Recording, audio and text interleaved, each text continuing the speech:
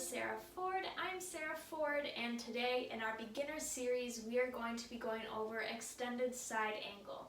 So this pose is similar footing as Warrior Two, so it works on building the strength in your legs, particularly your ankle and your knee.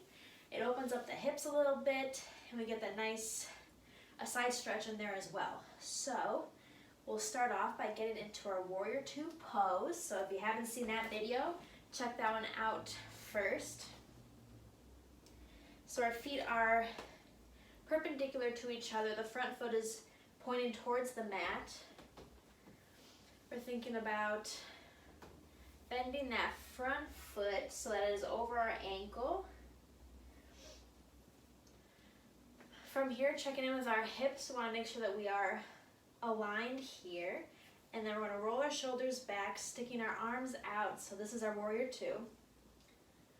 To get into extended side angle, on an exhale, we're going to reach this back hand towards the front of the mat while lowering that front hand right here. So we can bring our elbow to the inside of our thigh or on our thigh. You can rest your arm on your thigh for added support. You can go inside the thigh. You can also drop your hand down to the mat if that is reachable, if that feels okay. You can also throw a block in here, so having that added support. In this pose, we're really just thinking about opening up this side of our body. And then, I know for me, this leg is really working hard in this pose. And then stretching that top arm in the opposite direction of that back foot. And breathe in here, hanging out here.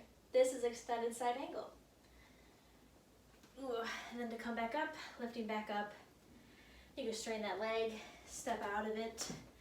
That's extended side angle. And so you can play with this pose. You can also play with all these poses we've gone over in Warrior Two. So playing with extended side angle, and we can inhale, go back to reverse warrior, and just shifting between these two poses really works on your obliques and stretching the side body.